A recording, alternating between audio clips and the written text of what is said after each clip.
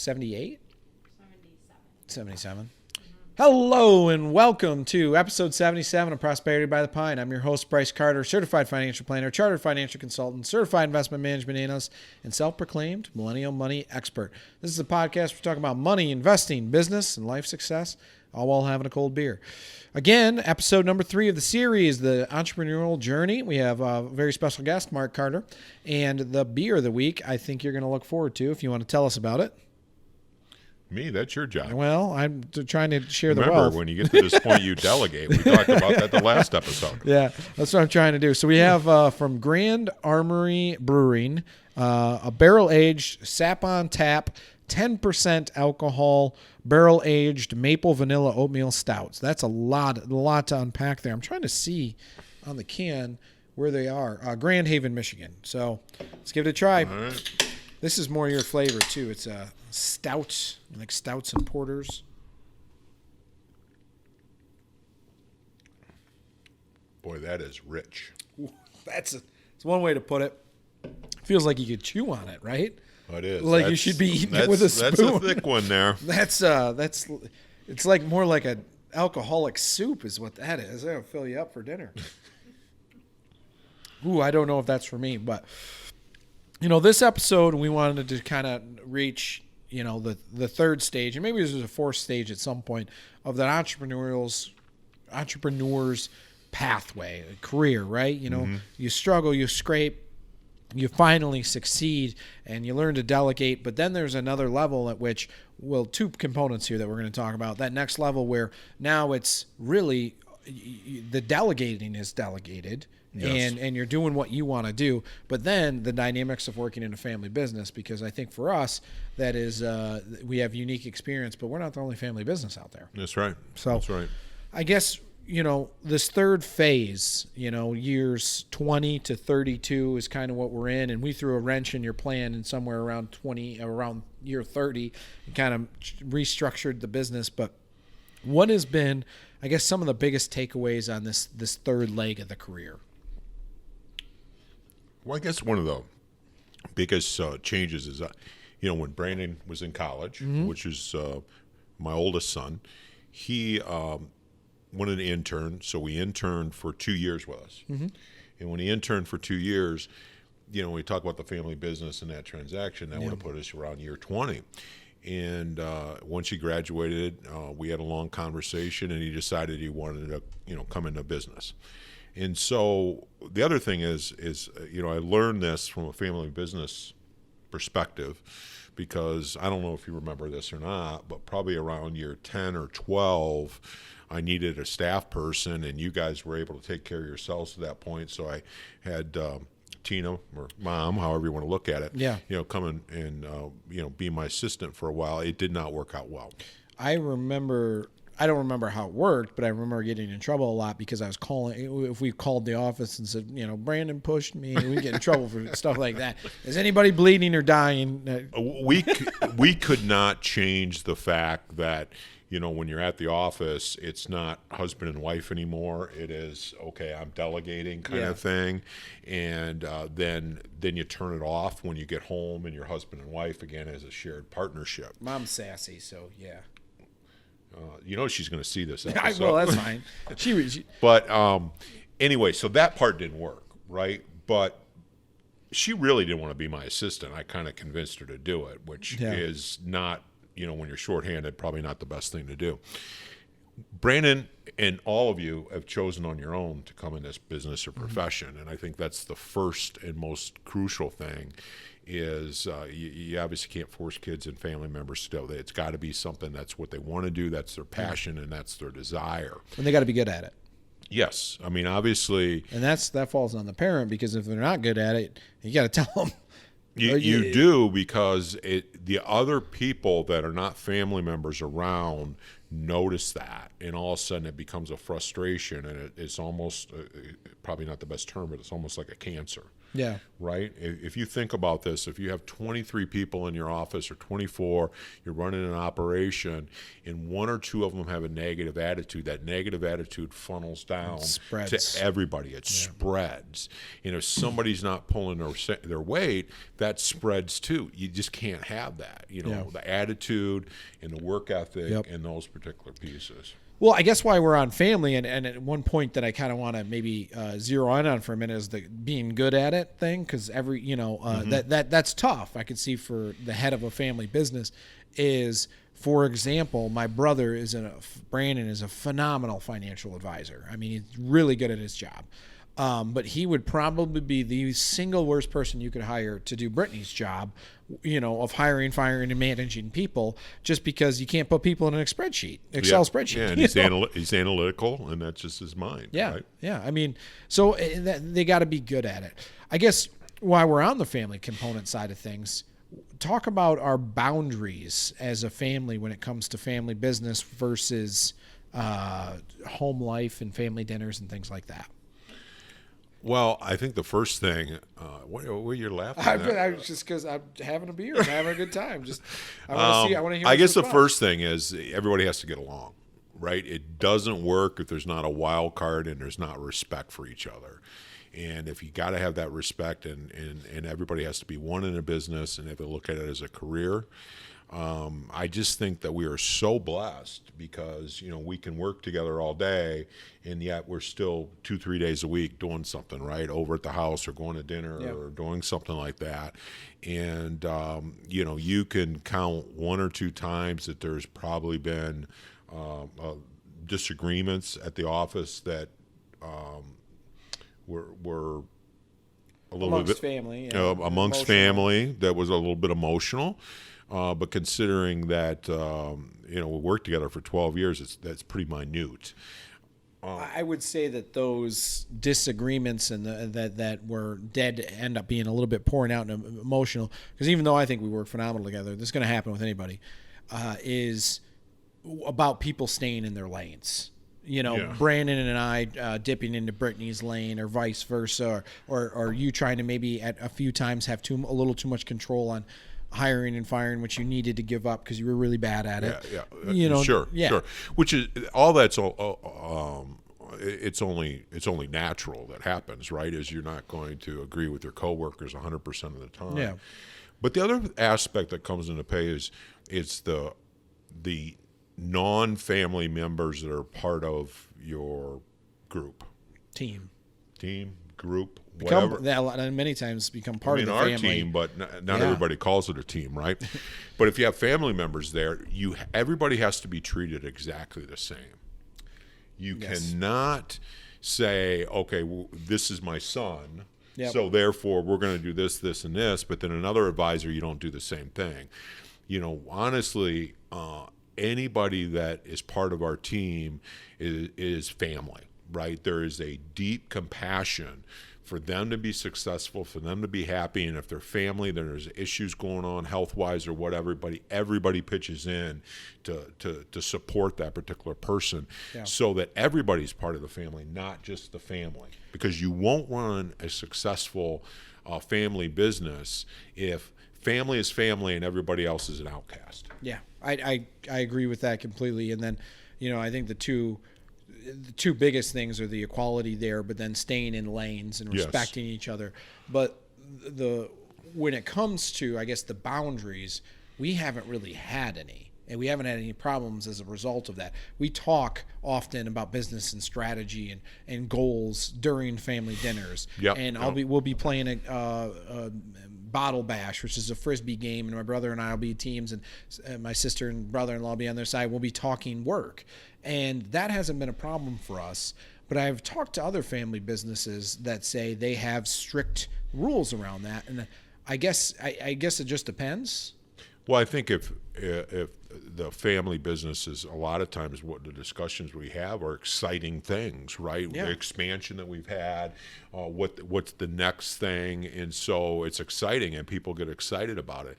If it turns out to be negative things, you cannot talk about negative issues that happened at work on a family venue or personal venue, right? If there's a problem, that can't be discussed at the family dinner table. But if there's an expansion and it's a positive note, that's different. Right? That's a good point, because I didn't really think about that. Is there hasn't been enough disagreements and bad things over the years to pour over into family engagements. Right. But when you're excited about something, you would talk. I mean, whether you work with your brother, your sister, your dad, you would talk about if you're excited about work. If you just got a promotion or you just got a raise or you're responsible for this new project, you're going to tell them about it at family dinner.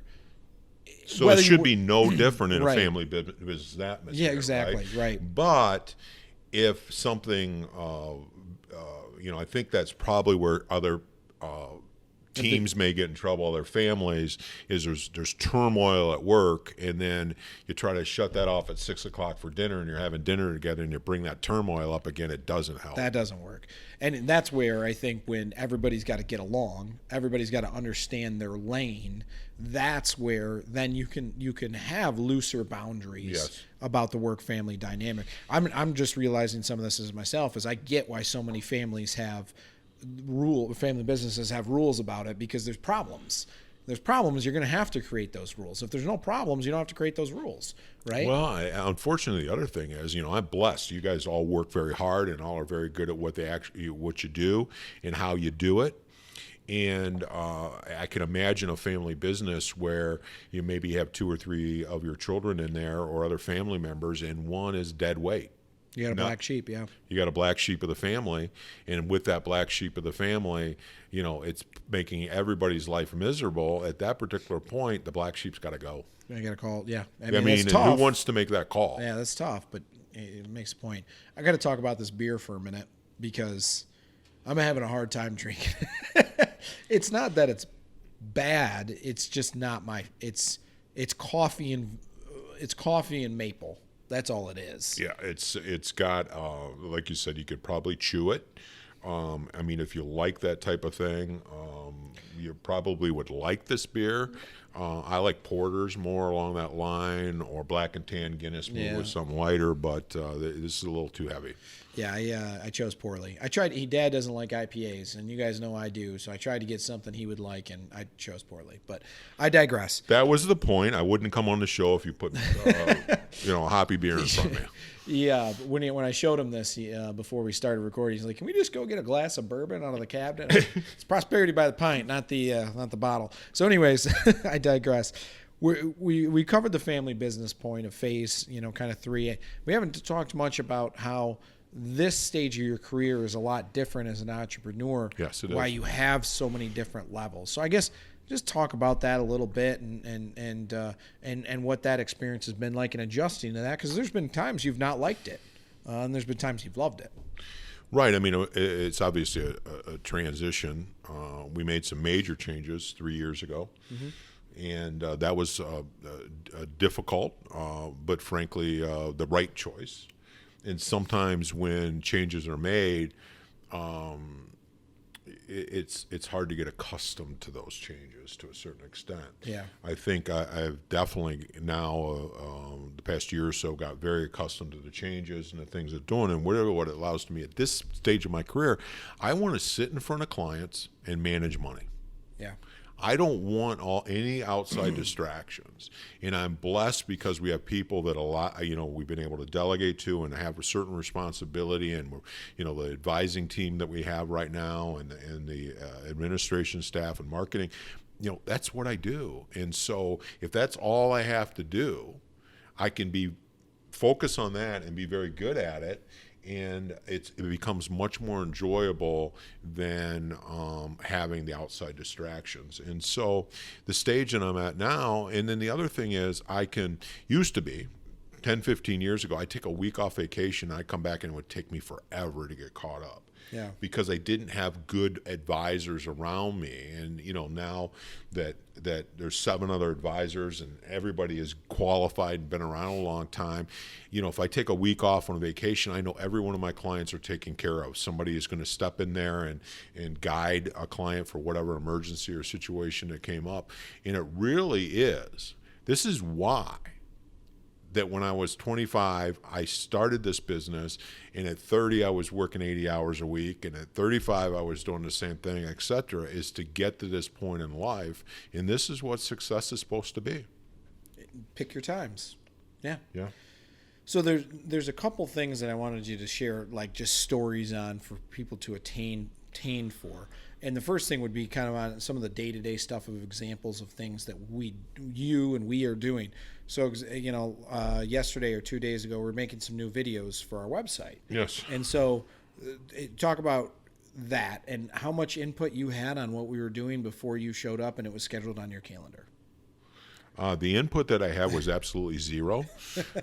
Basically, it was blocked out on my calendar. I had filming, and so Allie and Brittany show up in my office at that particular time and sit down and, okay, these are the topics we're going to go through, and we filmed it. It's as simple as that, and that's the way that I want it, right? I don't need to be – I don't want to ever micromanage anybody. I mean, that's what you just, cut – creativity and all the things that people have an ability to do. If you try to micromanage, okay, you did this wrong, you did this right. You know what? I know nothing about filming. I know nothing about marketing. That's not my area. And so... Well, and I mean, I think you, by accident, had some marketing people over the years, but not like we do now. No. I mean, we have a division, and you showed up, and we're going to have new bio videos in a matter of weeks on the website, and the equipment's bought and the filming's done, the in-house editing's underway, and it's the same thing with the cash flow out of the marketing, right? I have zero. I mean, Brittany, in our annual plan, we set up a budget, and this is what they have, and I have no clue what they spend it on, and that's okay. Because I trust them. I don't have to say, they don't have to come to me and authorize, okay, we spent $2,000 on this.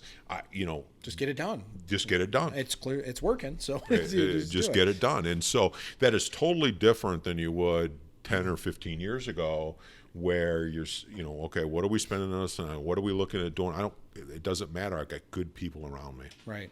When you used to have to do with outside sources help, do a lot of the investment research yourself as well and working on that.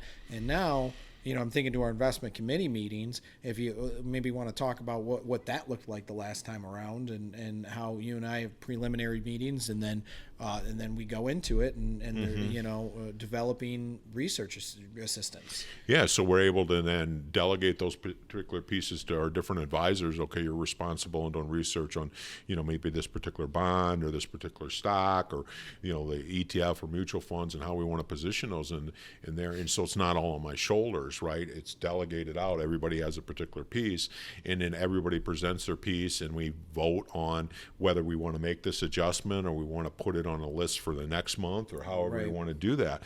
And so you've got the resources of multiple people, and all with advanced degrees, to be able to give the input on that. And everybody can pick up a call and call, whatever investment firm we work with and gather the data. And, it's a beautiful thing when you don't feel like, I don't care what level, I still feel like I'm responsible for my family. I'm still responsible for my employees, 23, 24 people that we have right now. I just feel like they're all under my wing.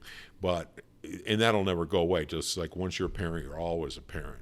But on the other side of that is that they're good, they're qualified, and they're going to do the right thing. So therefore, you don't have to look over their shoulders. Right.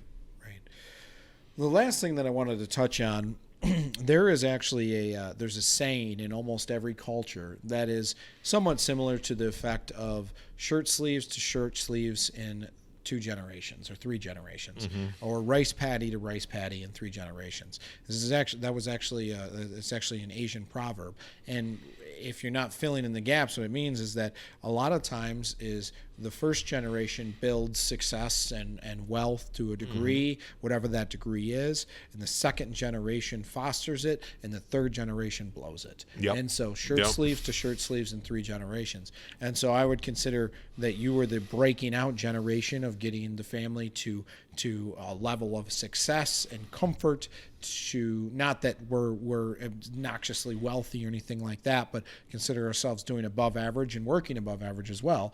But one of my fears is that my kids won't have the same work ethic that I do, that I was instilled into me. Yep. And so remember how you got that? Well, yeah.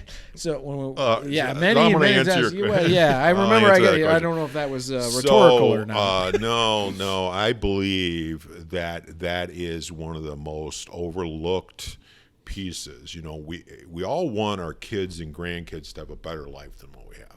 We all do, right? I mean, there's something wrong with you if you don't. And with that, you cannot spoon feed them. Right? When they're old enough to pick weeds out of the garden or the flower beds, they need to pick weeds, and they need to, make an allowance or whatever that happens to be. And they need to, do chores. We had a lot of property. You guys were planting trees. You were doing different things. And there wasn't any whining about it. You're going to do that. Now, it did get to a point in high school, when you guys were involved in sports, I didn't expect you to go to school, then go do sports, and then go work. If you were doing sports, that's fine. You committed to do that. There was an expected work ethic with those sports as well. Right. Once you joined a team, you would not quit. Yeah. Right. You whether you like it or not, you finish the season. But ultimately, I think where people fall short in that generational thing is you love your kids and you want them to have a better life than you had, but you think of some of those works, you hated it at the point, but don't you think that made you who you are today? Yeah, absolutely. I mean, that's the thing is that there's an analogy out there is that a butterfly comes out of its cocoon, right? And if you have a butterfly and it's starting to come out of its cocoon, and you very gently start to peel away the cocoon, and you're just helping the butterfly get out. Yeah. You're just helping it get out. The butterfly will actually die because it needs the trials and tribulations, the strength of opening that cocoon for its wings to build the strength in order to carry it on its migration. And that's a scientific thing. Perfect. That is absolutely perfect. And so for that succession to continue, from founder to the first generation, to the second generation, and the third generation, has to be done instilled with honesty and ethics. Work agreed. Ethic, yeah. But then that work ethic falls right in there, because it doesn't matter if you're honest and ethical. If you don't work, it's not going to happen. Yeah. Well, and this is where, throughout my career and my secondary education and third education, is that wealth in a family is not just the money or the assets that you transfer. There's also Absolutely. Transitional wealth. And the transitional wealth is the family traditions, the family stories, the family values, and the family work ethic. And that is just as much important as making sure that we have an effective tax strategy. Yes. Right? And so those family traditions, stories, work ethic and values are just as important. Absolutely. So that's something I think more important. And we have the benefit of seeing it play out, not with our family. Yeah, see, alone, the grandkids won't ever see the struggles of the first episode that we did and all those. They won't see. You guys remember that. Yeah. I think that's part of the whole situation. Yeah. Now, they have a better start in life than what we did. Yep. And better than what you did, and that continues, and they need to realize those roots. Well, and that's where it's super important to not forget that. And too many people, too many businesses, too many times of success. That's why there's a tradition or saying in almost every culture: shirt sleeves to shirt sleeves, rice patty to rice patty. And so I think that's as good of a place of any to leave this week's episode. Work ethic. There you go. Don't forget to subscribe, YouTube, Facebook, iTunes, Spotify, and also, special announcement, we got the new Prosperity by the Pint hats, camo in the front, America in the back. Reach out to me if you want one on Facebook Messenger. I don't have that many. I'm going to give away a few. I'm going to sell a few more, but let us know if you want one. Like and subscribe. Cheers. Cheers. The topics that I discuss in this podcast are meant to be general information and educational only. I'm not giving you specific advice because I don't know you personally. In order to give you specific advice, you should work with an advisor, someone that can learn your specific situation and give you advice that applies to you. If I talk about a specific security, please keep in mind I'm not recommending that security. And don't forget, investing involves risk.